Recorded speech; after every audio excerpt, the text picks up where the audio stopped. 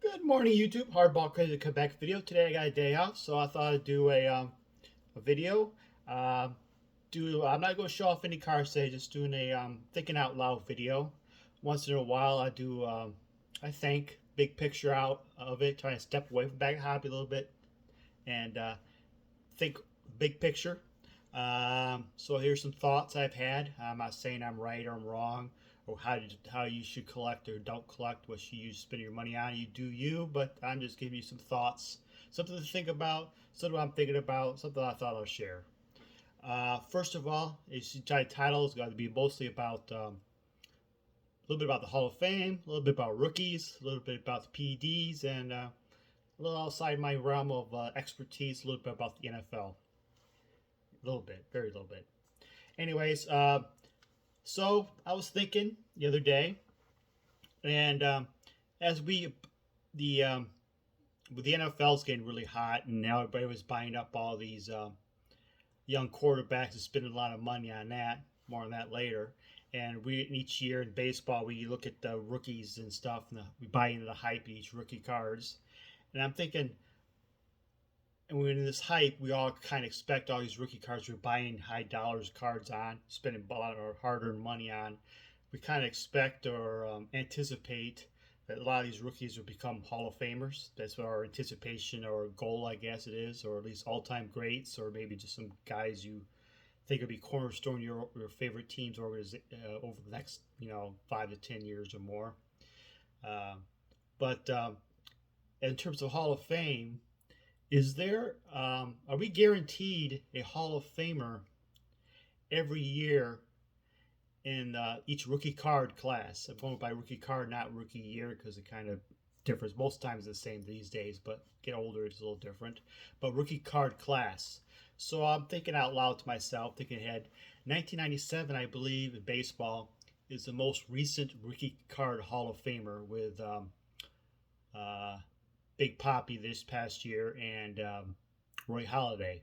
So starting from that point, work my way back. Do we have a rookie card Hall of Fame in each year? So I'm thinking back to '96. I don't believe we have one. '95 we have Vlad Senior. Possibly in the future Scott Rowland, maybe Carlos Beltran. '94.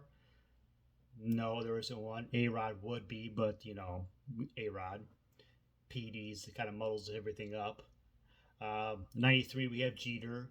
92, we have Piazza, Mo Rivera, Trevor Hoffman. 91, we have Chipper Jones, Mike Mussina. 90, Frank Thomas. And 89, we have Griffey, of course. Um, I guess you call Smoltz 89, or Randy Johnson's 89.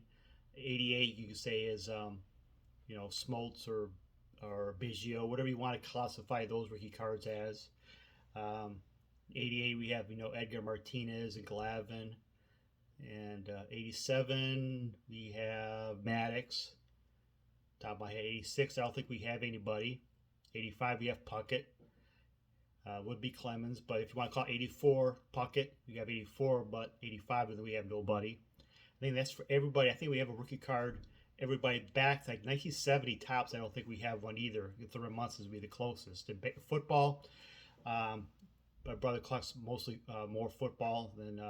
So I texted him yesterday about it, and started in '91. That's what I'm familiar with because I really stopped collecting much in football or pay attention to football cards by then. Really, in the grand scheme of things, I think starting from '91 back, I think every Hall of Famer, and surprisingly and shockingly, 1980 tops doesn't have a Hall of Fame rookie card.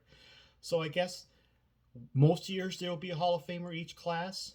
There's a few years that won't, but when they do, um, especially in baseball, I guess, because it's so Hall of Famers so fewer than the other sport in football compared to football. I just care football because basketball is little rookie cards, and because you got big gaps in years and there's so few roster spots, it's still different. It's harder, so I just go with baseball. Football is most consistently with Hall of Fame classes and sets each year. You pretty much guaranteed. Almost you anticipate there's probably one more than likely, but sometimes not much more than one or two, maybe three each year. So kind of keep that in mind when everybody's buying up all these rookie cards each year. Um, something to think about. Instead of like buying every rookie card there is this year, like, oh my God, this guy's good, this guy's good, this guy's good, this guy's next to this. Step back and say, pick maybe one guy or two guys you think is going to be the all-time greats, and go from there. That's how I would do it. Kind of maybe help you save your money a little bit, but buy as you want. I'm not going to tell you what to do. In terms of football, uh, I wouldn't. For me, I'm not a huge football fan to begin with. I'm not an NFL fan. I barely even watch the sport anymore. But I would not touch ultra modern day football if I was going to buy long term. If you doing flipping, go for it. It's probably ideal for flipping because the over excitement, over hype, the overreaction week to week each game because you got a full week between games is crazy. So you could probably flip cards with all the hype each week. Some of these young stars, but as a whole, if you're buying for long term collecting, I would pretty much stay away from ultra modern football. I do if I collected football because the injury uh, risk in football is so great compared to other sports. You're basically like buying a whole bunch of pitchers, um, pitching prospects each year, and in football, the injury risk. Football is much more uh, athletic driven compared to like baseball is more skill driven, if you know what I mean. Athleticism is you don't have the athleticism in football. Say your star wide receiver or star running back tears up his knee, all of a sudden you lost that extra spurt, that little separation that from the other players in the field that gives you help you become great. You may lose that, and you may just become a very good and not an all-time great player, or just a good player, not a all-pro.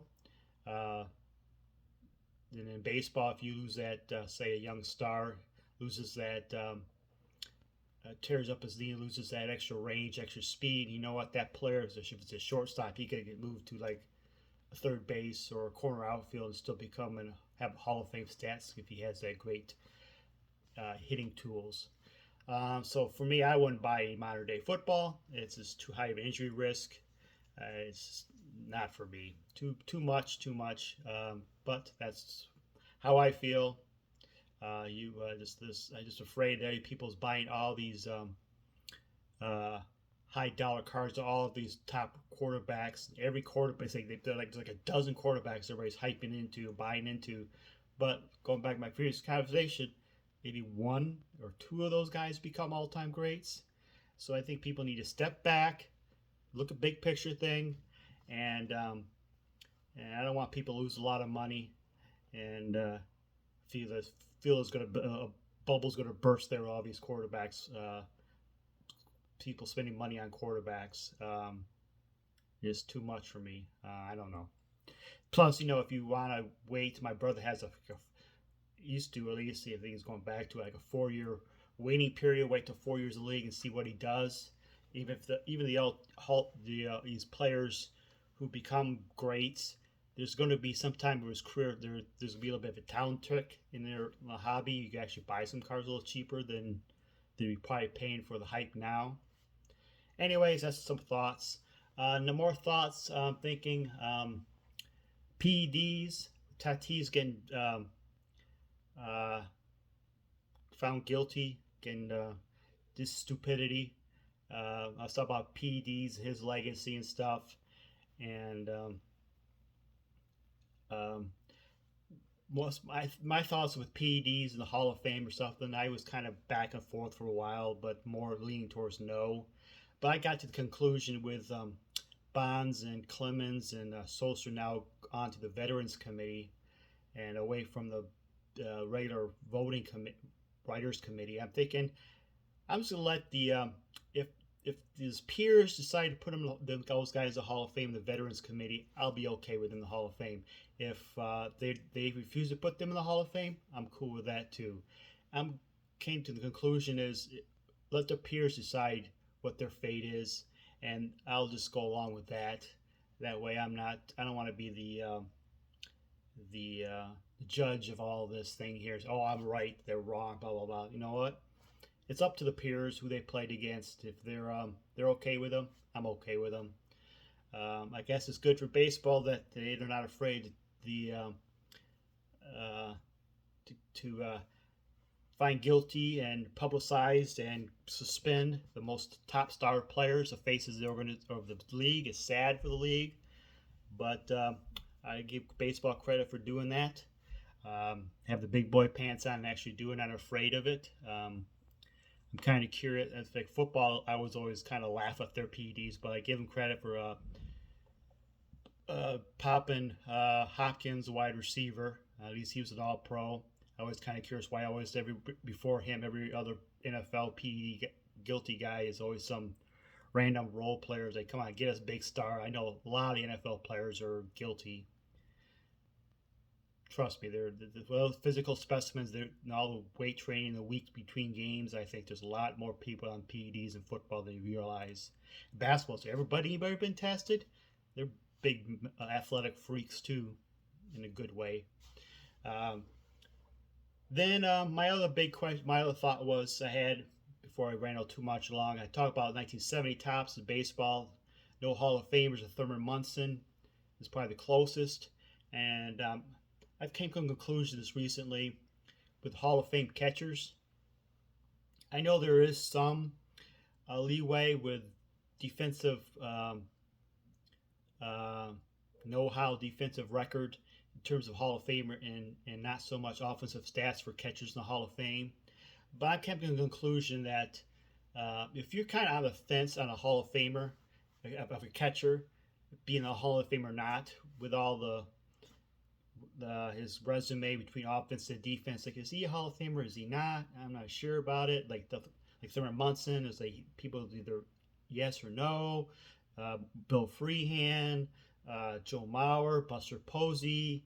Are they Hall of Famers now? Or you go old school like old school like Wally Shank, Charlie Bennett, even a Hall of or Negro Leaguer like Quincy Troop. Are these Hall of Famers or not?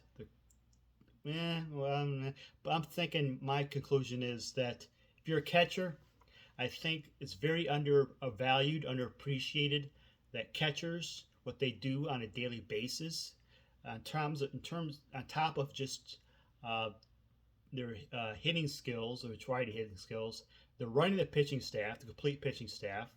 They're running the baseball game pretty much on the field.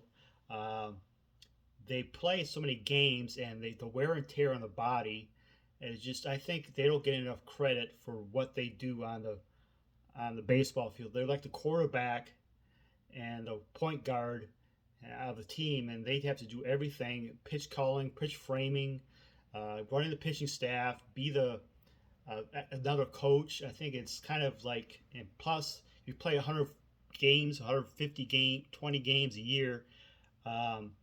Almost on a daily basis, the wear and tear. If you last that long as a catcher and put up decent Hall of Fame numbers, I'm going to vote you in the Hall of Fame. So my conclusion is, if you have a catcher and you're kind of going back and forth, is he a Hall of Fame or not, put him in, because what he did, especially if he did it on a championship or division-winning teams, winners consistently, like Thurman Munson, Buster Posey, Bill Freehan won a World Series.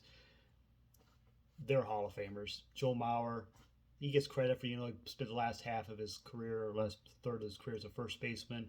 I think he gets credit for being a catcher. Give him credit for what they did as a catcher, because that's the most demanding position in baseball. The tools of ignorance, how much they have to do. Then on top of that, try to become a great hitter too, productive hitter. I think I ran it long enough. Just my overall thoughts, big picture thoughts on a few things on the Hall of Fame, rookie cards, PEDs, NFL, whatnot. Thank you for watching. Thanks for your time to watch. Take time to watch my videos, and have a good day.